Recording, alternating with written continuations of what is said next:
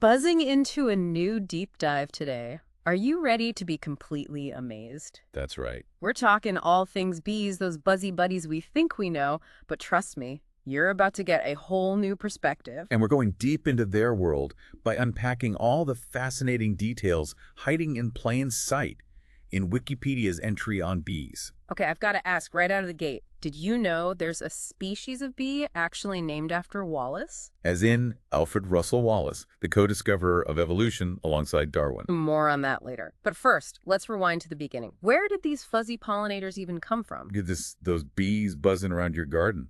They're descended from predatory wasps. Wait, hold up, wasps. Those things are scary. How do you go from stinging, meat-eating wasps to be sipping nectar and chilling in hives? It's a tale of evolution, my friend. Picture ancient wasps millions of years ago.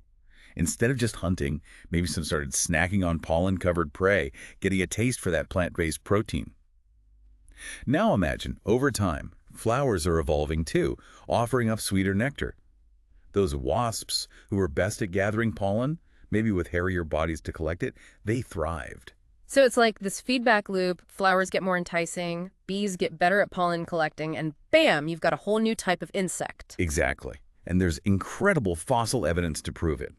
Buried in amber, frozen in time, is the oldest bee fossil we found, a 70-million-year-old snapshot of this evolutionary journey. 70 million years. Talk about ancient history. It really puts things in perspective, doesn't it? So we've got these ancient bees, but not all of them went on to build those bustling hives we see in documentaries, right? You're spot on. We tend to picture bees living in those huge, complex societies with queens and workers, what we call eusocial behavior.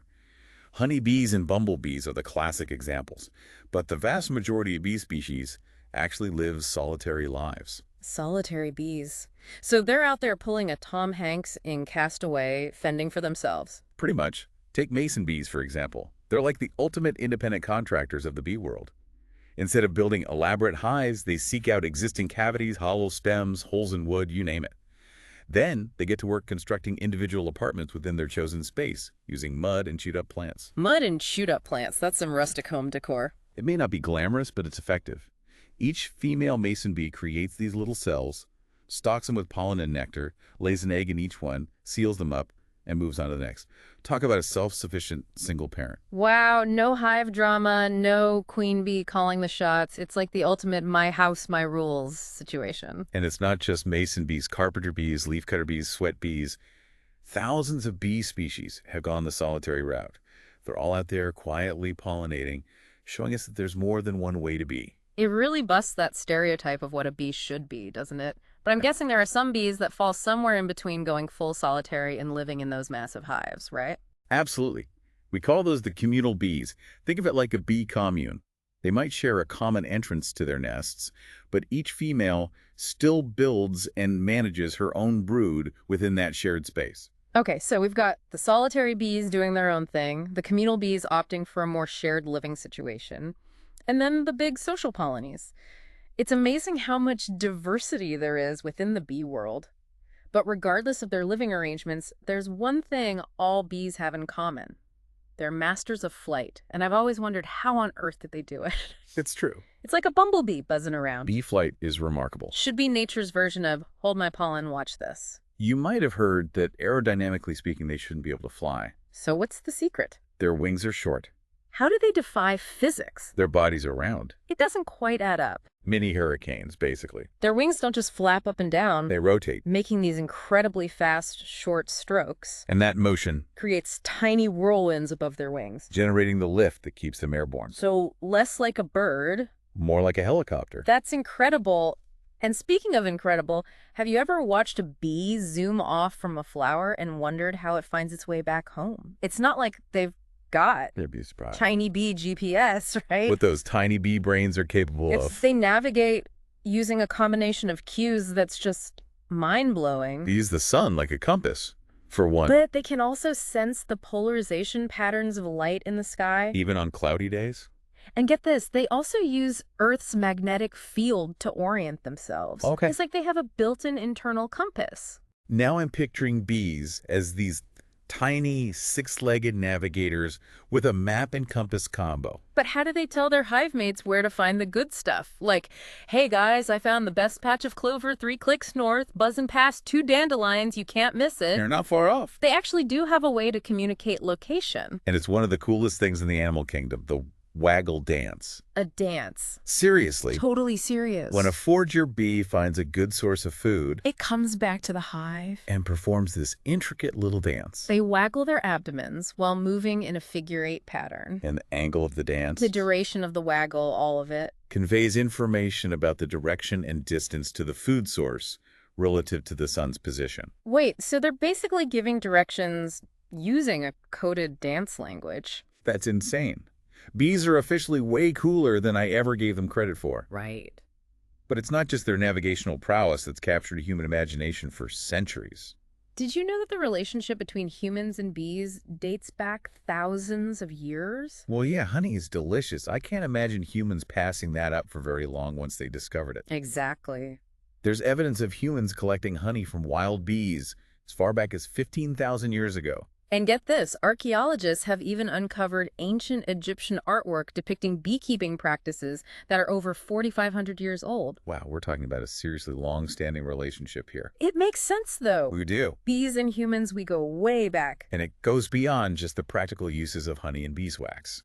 Bees have this rich history in mythology and folklore across different cultures. Ancient Greek myths, for example. Tell of bee maidens. These mythical creatures connected to prophecy and wisdom.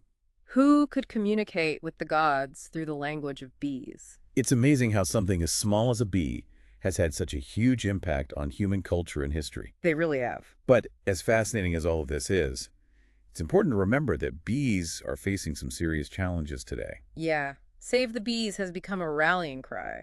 But for those who might not be up to speed, what are the biggest threats facing bee populations right now? It's not just one thing. Unfortunately, it's a combination of factors. Habitat loss is a major concern. As humans continue to develop land for agriculture and urban sprawl, we're shrinking the natural habitats where bees thrive. Less wild land equals fewer flowers and nesting sites for bees. It's a domino effect. Exactly. And then you got the widespread use of pesticides. Especially neonicotinoids.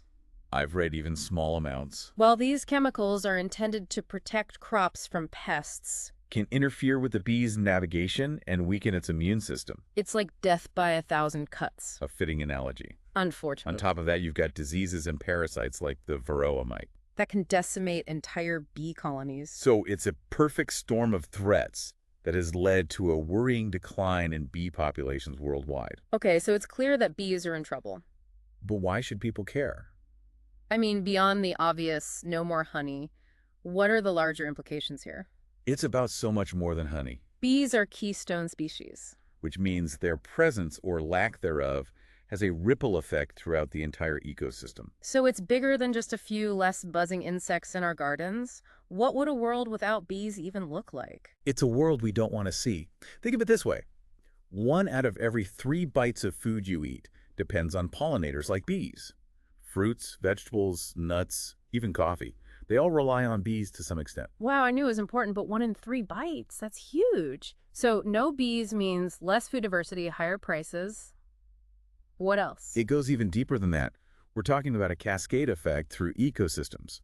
Fewer bees means fewer plants are pollinated, which impacts everything from the insects that feed on those plants to the birds and animals further up the food chain. It's like pulling a thread on a sweater. You start unraveling one part and the whole thing could fall apart. Exactly. It's about recognizing the interconnectedness of it all. Bees might seem small, but they play this enormous role in maintaining the delicate balance of life on Earth. Okay, that's pretty sobering stuff. But it's not hopeless, right? We've talked about the threats, but what can we do to help reverse this trend? Absolutely not hopeless. Yeah. In fact, there's a lot we can do. One of the easiest things is to plant bee-friendly flowers. I love that idea, but I'm guessing it's not just about planting whatever looks pretty at the garden center. You got it. Native plants are the best bet. They've co-evolved with local bee species, so they provide the ideal nectar and pollen sources. Do a little research on what's native to your area, and you'll be providing a vital food source for your local bees. Native plants, check. What about those of us who might not have a green thumb? What else can we do? Supporting local beekeepers is huge. They're on the front lines of bee conservation, working hard to maintain healthy colonies and promote sustainable beekeeping practices. So buying local honey isn't just delicious, it's actually good for the bees. Sign me up. Anything else we should keep in mind? Minimizing pesticide use is crucial. If you can, opt for organic gardening methods. And if you must use pesticides, choose ones that are less harmful to bees and other beneficial insects, and follow the instructions carefully. Protecting the good guys, not wiping them out along with the bad. Makes sense. And lastly, spreading awareness is key.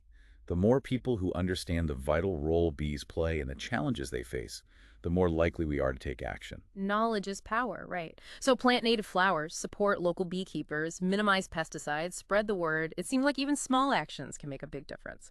Absolutely. Every little bit counts. It's about recognizing that bees aren't just some abstract concept. They're right here, in our backyards, in our parks, playing a vital role in the health of our planet and our food supply. We've covered a lot of ground today, from bee evolution to their fascinating behaviors, the threats they face, and what we can do to help. But before we wrap up, I wanted to circle back to something you said earlier about bees shaping the world around us. It's easy to think of them as just honey makers, but there's so much more than that, aren't they? You said it. Bees are like these tiny ecological engineers, their impact rippling outward in ways we don't even realize. They've shaped the evolution of flowering plants, influencing their colors, shapes, and scents. They've driven the development of intricate pollination mechanisms, creating this incredible web of interdependence between plants and pollinators that's been millions of years in the making. It's mind-blowing when you really think about it. These tiny creatures, buzzing from flower to flower, have actually shaped the world we live in. It puts a whole new perspective on that bee buzzing around your garden, doesn't it? It really does. Well, I think that's a perfect note to end on. A huge thank you to you for joining us today on this deep dive into the world of bees. I don't know about you, but I'm feeling a renewed sense of wonder and respect for these incredible creatures. Me too. It's been a pleasure buzzing about bees with you today. And to our listeners, we hope you've enjoyed this journey as much as we have.